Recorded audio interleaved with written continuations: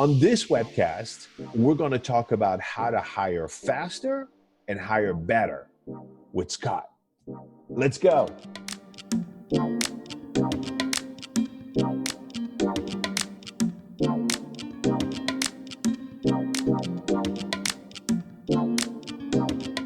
Hey everybody, this is Antoine Dupont with Catapult Marketing, and this is webcast number 33.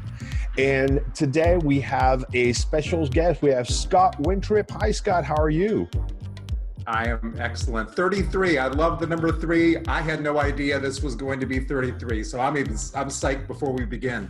Very, very cool, Scott. So Scott, you are what I refer to of a ninja of human resource, the hiring, how to hire like a ninja and everything.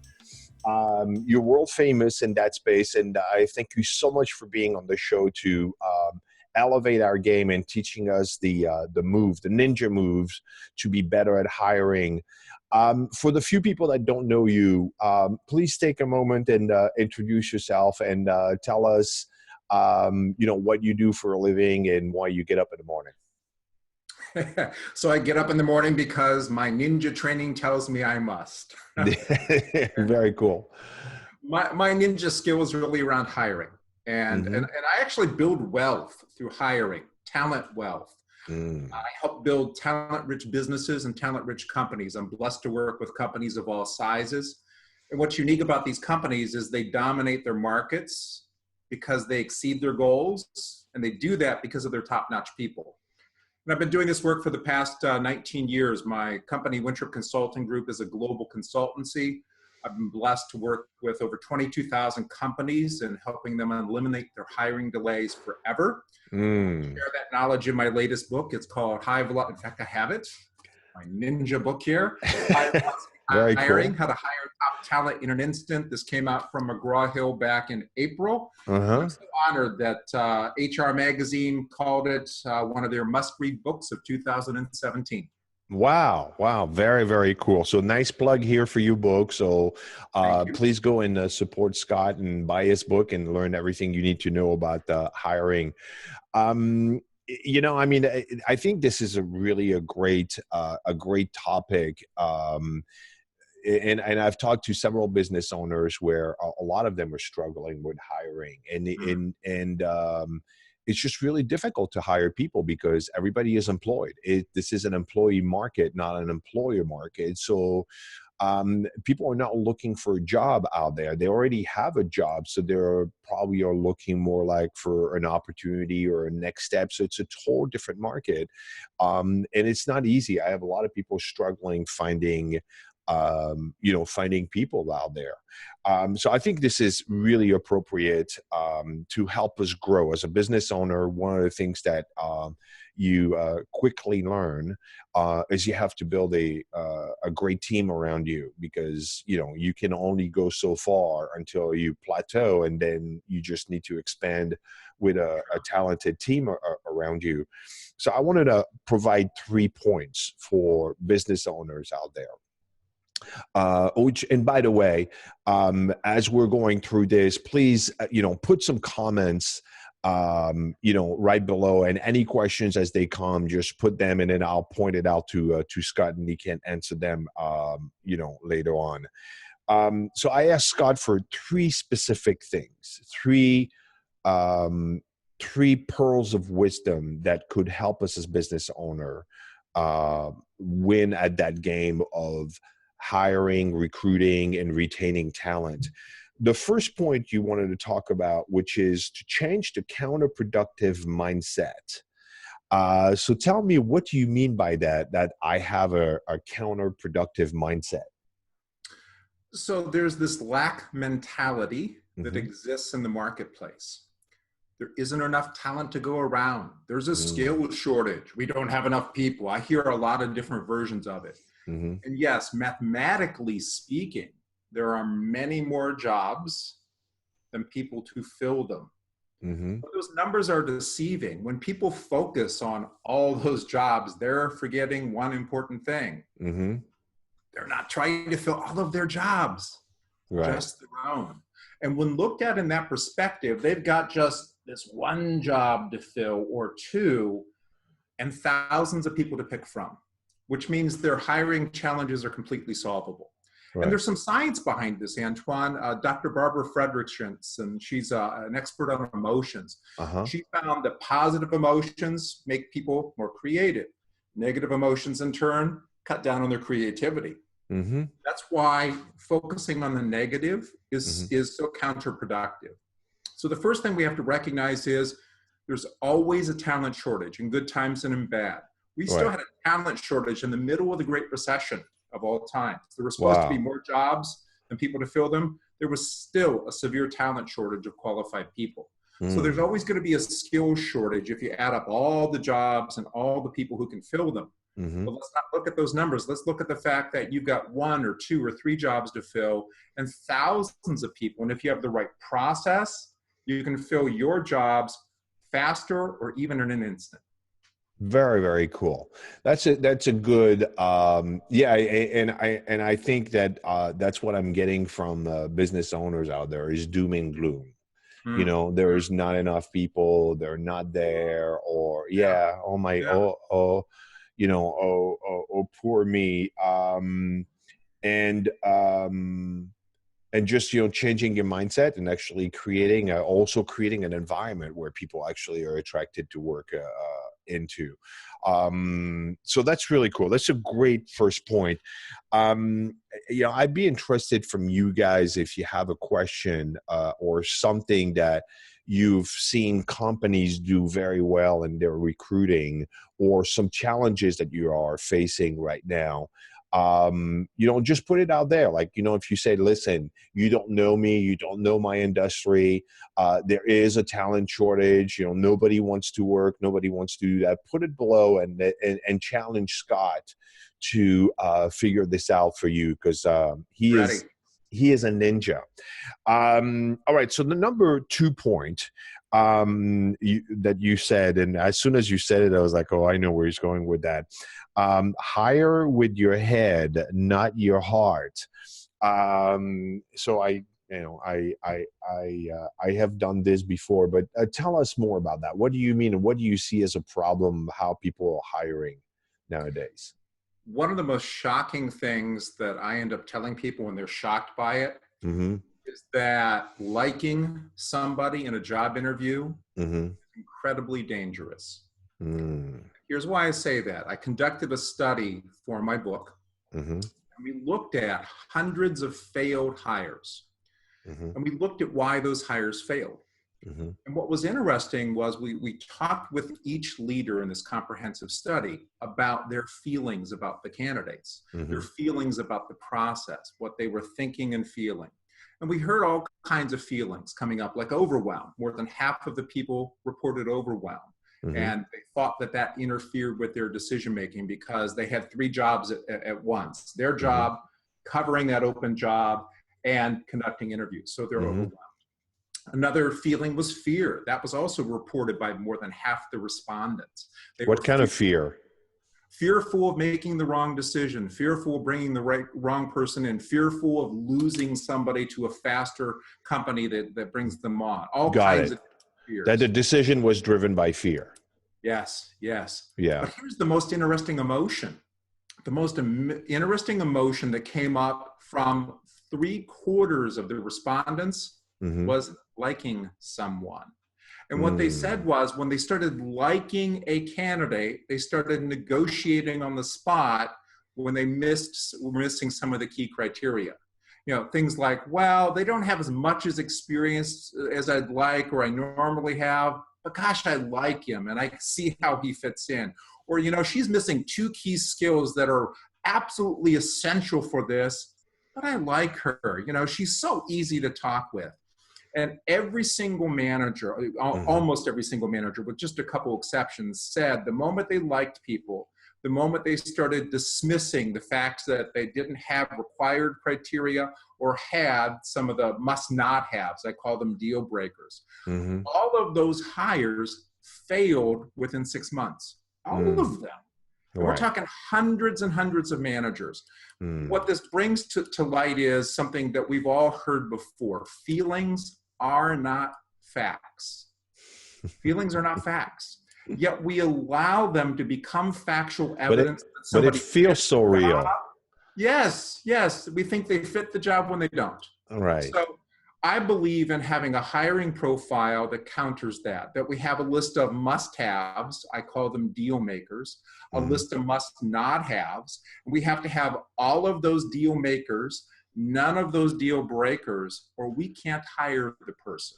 Those are the rules. And if we do that, we're going to make great hires every single time because we're hiring with our head and not our heart. And that's why I talk about it in that light.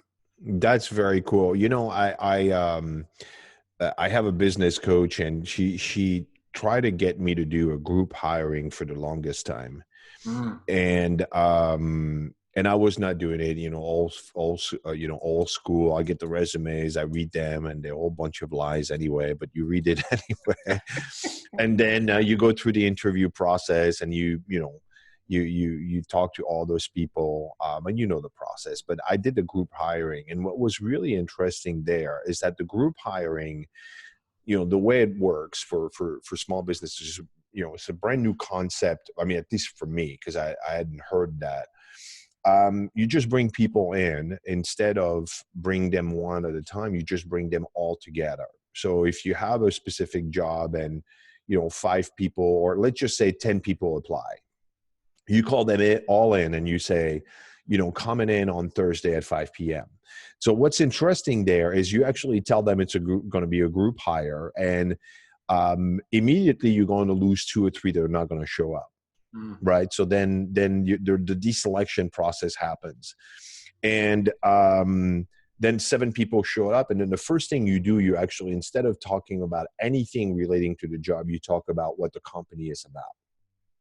So this is what I've done. You know, I said, okay, this is who we are. This is what we do. And this is why we do it. And then this may be a good fit for you and this may not. And if it's not, then we're going to take a quick break, you know, coffee break, and you can just go, you know, thank you for coming and we wish you the best luck. And again, the deselection process happens. So people are going to say, well, this is not what I thought this was going to be. I'm going to go. And then you go into the group hiring. But now this is where it's actually interesting. So you end up with having maybe 4 people left in the room. But what was interesting there is that you conducting the group interviews, so you talk about the job, you talk about all the must have and not have and all those things, but you actually need to have an observer with you. And that observer is actually not paying actually attention to the candidates. And then looking at their responsiveness, looking at how they are. So we did a group interview, and then people leave and everything. And then my business coach asked me, she says, so what did you think? And immediately I actually was gravitating towards the person I liked. And what was very interesting is she told me that is probably the worst candidate for you.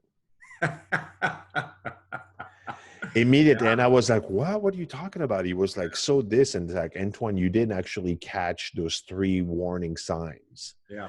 And I'm not going to say what they were. There were behavior warning signs that were concerning to her. And I was like, I didn't see it. And I didn't see it because I liked the person. I like how they were engaging, but they were not a good fit. And I ended up actually hiring the right person for the right job with the right skill set. And it was not that I didn't like that person, but that person actually, I couldn't see it because I had this filter of liking that was in the way. And, you know, you can't help but think with your heart and what you like, but you have to have someone to help you through this process of like saying, wait a minute, you know, you are overlooking some things because you like some. And we are relationship animals. We just, you know, of course we're going to gravitate towards people we like. That makes complete sense. But this was a great exercise. So I wanted to share that now. So, hey, Antoine, before we go on, I want to point something out, because you told a story that's so important for people to really zero in on. You illustrated for us how likability blinds us. And Right. there's a name for this. It's called hiring blindness. It's a form of perceptual blindness that was identified. Many people will remember the gorilla basketball video. Mm-hmm. There were people passing a basketball, and in the middle of the exercise, because you're counting the passes, somebody in a gorilla suit comes into the middle of the exercise, pounds their chest, and walks out. More than half of people watching that don't see the gorilla. It is a stunning thing. And I've screwed it up for everybody because you can't watch that video now and not see the gorilla. But that's perceptual blindness. There are limits to human perception. The moment we start liking somebody, you said it well, our filters come in, our blinders come on, and we start to see what it is we want to see that fits our orientation, that fits our context, our story.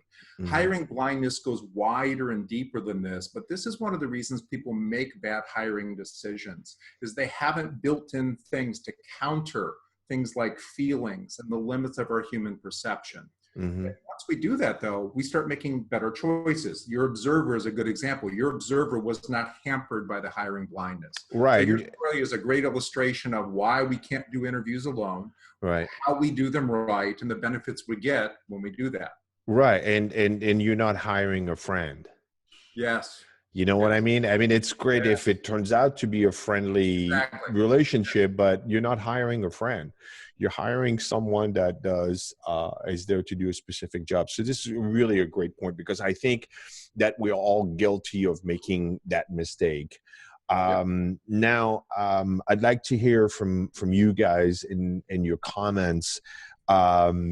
Especially, I'd like to hear, I don't know if horror stories, but there'll probably be horror stories of you hiring people for the wrong reason, and hiring people because you like them and then they turn out to be a disaster. So I'd love to hear your story. And I also like to hear your feedback if there is something that you are doing in your company to deal with that, likability factor, and how do you in your company, what is your process to make sure that you are hiring the right person for the right job, and then, overlooking those liking factor. So that's really cool. So that was point number 2. Now, point number 3, and again, the second you said, I'm like, oh boy, guilty. Seek proof, not promises. What do you mean by that? So when you think about it, during traditional interviews, mm-hmm. job candidates are on their best behavior, mm-hmm. which is why we have to seek proof and not promises. In fact, they do something, Antoine, I call the tell, sell, and swell. They tell interviewers exactly what they think the interviewers want to hear. Mm-hmm. So something like, I'm not afraid to do whatever it takes to get the job done. I'm a team player. Yeah. And then they sell the best parts of their work history and abilities, mm-hmm. such as, I've been doing this work for 10 years. Plus, I was named Employee of the Month 2 mm-hmm. years ago. Mm-hmm. Just stuff like that. And then they swell the egos of decision makers. They look around the office. They talk about the kids and the awards. Now, are people who do this, the tell, sell, and swell, being purposely deceptive? No. It's natural that we disclose only those aspects that can land us the job. The problem is that this very human behavior interferes with making a good fit. Mm-hmm. So what do we do about that? I'm going to take your group hiring scenario. I love it. And let's talk about how you could actually up the game the next time.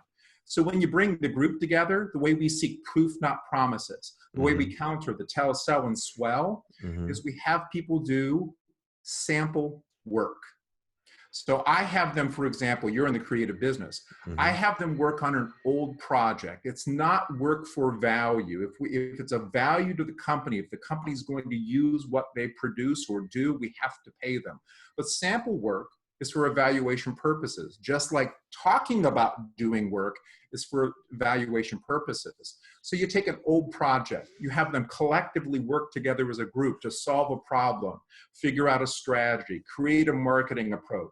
But because you're not going to use it, you actually have a comparative of how it was done before. You see how people work together. You see how they collaborate. You see who turns out to be the leader. You see who's the follower. I mean, think about all the things we can watch there.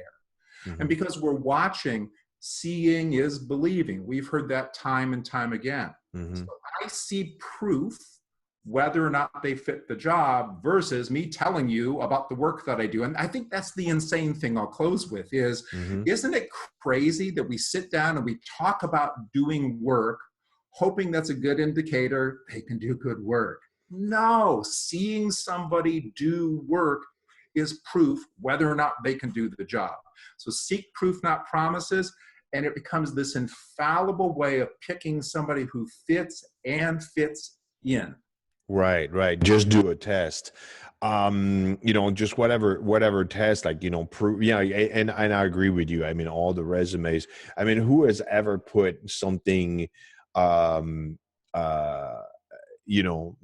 doesn't show the best of light for you, in a resume? I mean, it's just at doing X task. Please. Right. I'm great at this. I'm great at this and thing, but I don't particularly like, working with those kinds of people because they annoy me. I mean, who's going to put that? And yet that's the reality. I find most clients to be annoying. I mean, who's going to put that on their resume? You're hired. Yeah. You start Monday. Or I just don't like people. I like to be left alone. Well, that might be a problem if, that person needs to interact with people. Right. This is and I say the same thing about testimonial. People put testimonials on their website. I mean, who's ever put a bad testimonial on their website? So they just like, we just know that they like authenticity. Well, it's just like, okay, so it's someone saying a nice thing, but it's not objective. So we know that it's not objective. It's only going to be saying nice things. So it's nice to have, but it's kind of like, it's not really, it's not very extremely meaningful and as impactful as you think it is. And the same thing with your resume. Resume is like, you're just going to make yourself look as good as you possibly can. And that's just fair game. That's how the game is played. I think doing a test, you're going to be doing bookkeeping for me. You're going to be doing video marketing for me. You're going to be doing, whatever it is. Just here is 30 minutes, run this test, show me how you resolve that problem. And then, the proof is in the pudding. Hey, Antoine, I want to zero in on one thing you said. This is so critical. You just said, I'm going to have you come in and in 30 minutes. That's the beauty of this system. One of the things that shocks people when I show them this approach that's in my book that I've been using in my consulting for years, is I tell them this is a one face-to-face interview system.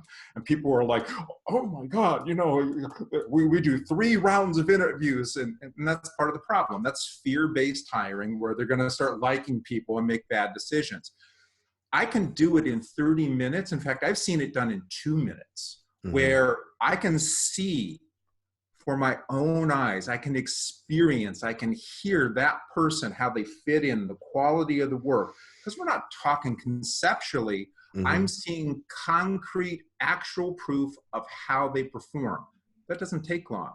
And we all know this because we see people doing work all over the place every single day. We see workers and we only experience them for 1 or 2 minutes and we think, wow, he's the best waiter I've ever had.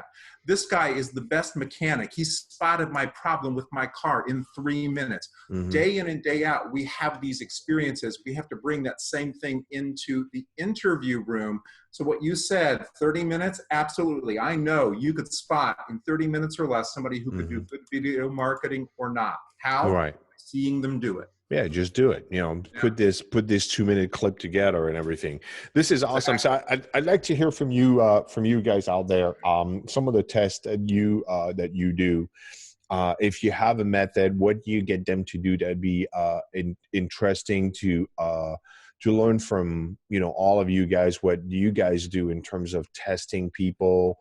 for whatever job you have. How long does it take? Is it like a 30-minute test? Is it like a several-hour test? I mean, I've heard some companies that do very in-depth testing based on the job skills. So you'll please put your comments right below. And on that note, that wraps it up. So it was 3 points. Number one, change the counterproductive mindset. Number two is hire with your head, not your heart. And the third one is seek proof, not promises. And I think if you use that foundation, it's really going to help you do, just basically be a ninja at hiring.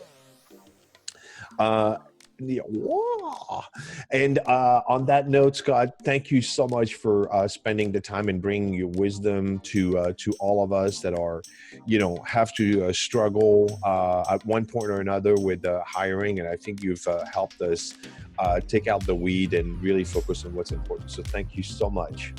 My pleasure. I enjoyed the conversation.